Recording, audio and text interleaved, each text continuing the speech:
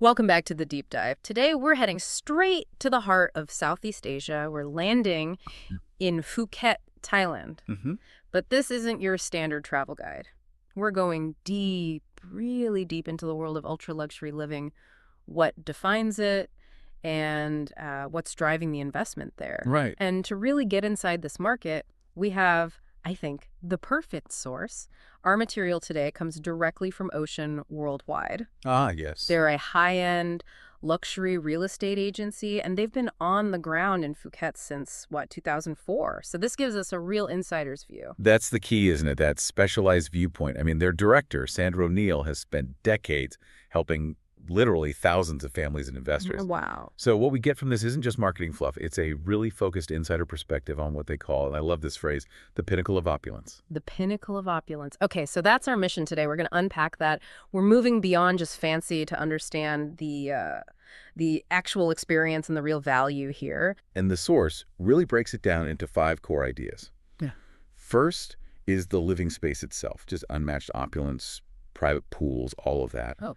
Second, those breathtaking views you imagine, the ocean, the tropical landscapes. Third is the whole service side of things, like private chefs and concierges. It's a human element. Exactly.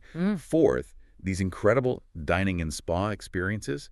And finally, the thing that underpins it all, total seclusion and a personalized butler service. All right, let's get into it. And I think we have to start with the physical space, right? The architecture that kind of sets the stage for everything else. It really does, and it starts with a core philosophy. Ocean Worldwide is very clear that these aren't just holiday homes. They're designed as private sanctuaries. Sanctuaries. I like that. Yeah, and the challenge for the architect is to blend that ultimate comfort seamlessly with the tropical surroundings. And they achieve that blend with just sheer scale. This is where I think the perspective really shifts. It's not just about nice furniture. No, not at all. It's about generous proportions, thoughtful design. We're talking about villas measured in hundreds of square meters. It's all about openness. Can you give us an example? Like, what are we actually talking about here? Sure. The source points to this one remarkable 4-bedroom penthouse. It spans 532 square meters.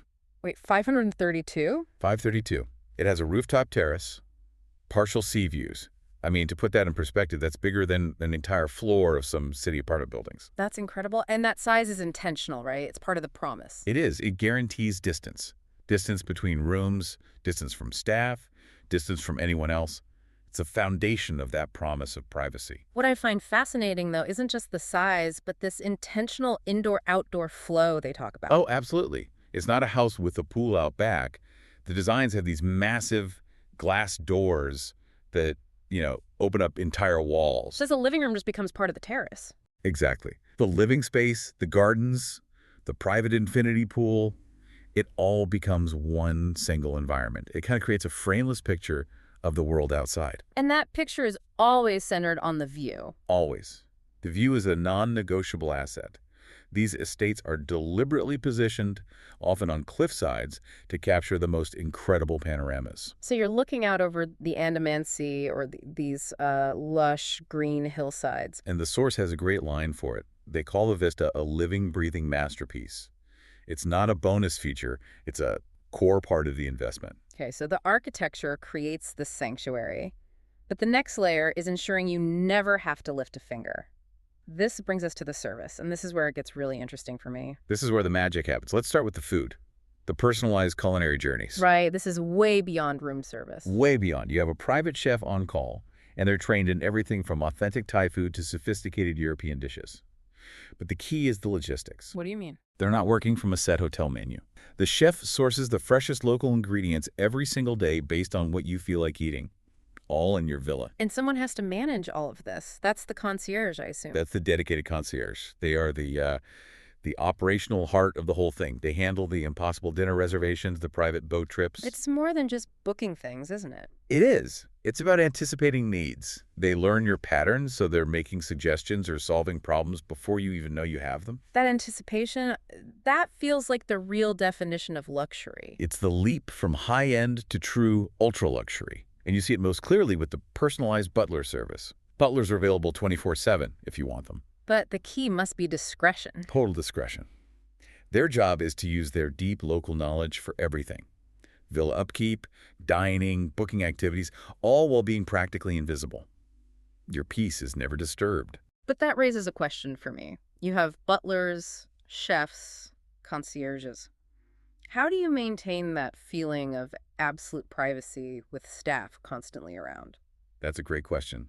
And the source makes it clear the architecture actually helps. Staff often use discrete service entrances, separate stairways. Ah, so it's built in. It's built in from the ground up. There's a separation between your sanctuary and the operational side of things. The seamlessness is the service. Okay, that makes sense. Let's move from service to self-care. The idea of wellness in these places seems to go way beyond just having a gym and a spa. That's a completely different philosophy. The material talks about a holistic reset, not just a quick massage. They offer these curated wellness programs that focus on mindfulness, stress reduction. So it's less of a vacation and more of a structured chance to decompress. Precisely. It's about creating an environment where you can genuinely switch off from the constant hustle of modern life. And they seem to lean into traditional healing practices, too. They do. They mention therapies rooted in Ayurvedic principles or traditional Chinese medicine, but they're adapted for this modern, luxurious context. Often the villas have their own dedicated spa-quality treatment rooms built right in. And I saw something about a really unique local treatment. Yes, the Andaman Sea pearl treatments. This is really special. What is that exactly? They use pearl-infused body scrubs and facials. Hmm. And it's not just for show. It's based on local remedies that are said to have these rejuvenating, age-defying properties. It has a bit of local magic. It sounds like the environment itself is part of the therapy, and I see they connect this all back to the dining experience as well. Absolutely. Dining is never just a meal. It's an exclusive event. Think about dinner right at the water's edge, with fresh seafood and traditional recipes given a modern, healthy twist. Or the rooftop lounges. Or the sophisticated rooftop lounges with those panoramic ocean views. It's perfect for a glamorous, but still very peaceful pre-dinner ritual. It's all integrated. Now, luxury isn't always about being locked away. Part of the value is having curated access to the world outside the gates. So what happens when you decide to leave the villa? That access is a critical part of the experience. The source highly recommends exploring Phuket's historic Old Town. What's that like? It's just beautiful. You see all this incredible Sino-Portuguese architecture, these colorful old shop houses. It's a vital cultural counterpoint to the seclusion of the estate. And then there are the markets. Oh, the vibrant local markets. For this kind of traveler, going to a night market isn't just shopping. It's a real cultural immersion. You sample tropical fruits, authentic street food, and your butler or guide makes it all effortless. Okay, let's talk about the water. What about marine adventures? The options are completely bespoke. You have things like stand-up paddle boarding, kayaking, jet skiing. But the key is that it's often arranged from a private beach or an exclusive dock. Minimal public interaction. But the real prize has to be the island hopping. Without a doubt. Your concierge charters a private speedboat or yacht to places like the Phi or Simoleon Islands, which are world famous for diving. And you have total control. Total control. They can arrange a picnic on a completely deserted beach on your schedule. That's the luxury. And of course, there's the sunset cruise. It's almost mandatory. But again, this isn't some crowded tourist boat. We're talking about a beautifully appointed yacht, canapes, cocktails, watching the sky just explode with color. It's that simple, profound luxury engineered to be perfect. Which brings us to the final section, kind of pulling it all together. Yeah. The essence of exclusivity and some practical advice for you, the learner. Right. And Ocean Worldwide is clear here. This exclusivity is not an accident. It's a deliberate business choice. They limit the number of private pool villas to maximize that feeling of seclusion. So uninterrupted privacy is the core value proposition. You're basically buying distance and discretion. That's the investment, yes. Okay, so let's get practical.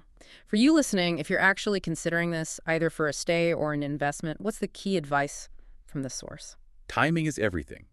The main advice is to aim for the dry season. So that's November through April. Why then specifically? You get those perfect sunny days, low humidity, and this is critical calmer seas. It makes all the boat trips and water activities much more enjoyable and safe. The green season, May to October, is cheaper, but it's much wetter, and the seas can be rough. And how do you go about booking one of these places? There are a few ways. You can go directly through the villa's own website, use a reputable online luxury travel agency, or, and this is probably the best option for a truly tailored experience, work with a specialist luxury travel agent. They have the insider connections. And a final word on safety. Phuket is generally very safe, but, standard awareness is always smart.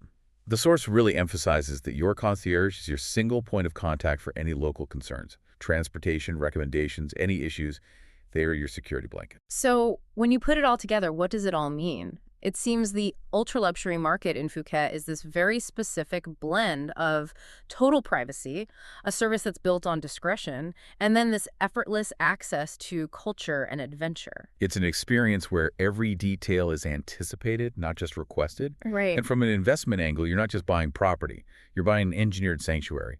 It's about purchasing profound peace and a guarantee of frictionless, memorable experiences. That's what sets it apart. This incredible deep dive into the pinnacle of opulence was sourced from Ocean Worldwide. They've been the experts in luxury real estate in Phuket since 2004, helping thousands of families and savvy investors. So if you are thinking about this level of luxury in Phuket, they are the people to talk to. And you can start exploring the amazing options available right now. Just visit oceanwwp.com. And we'll leave you with a final thought to chew on. Considering this incredibly high level of dedicated service we've talked about, private chefs, 24/7 butlers, what is the single most essential element that truly separates ultra luxury from just standard high-end travel? Is it the architecture, the view, or is it, fundamentally, the value of anticipation, the idea that your needs are met before you even know you have them? We'll let you think on that. Until next time, keep digging deeper.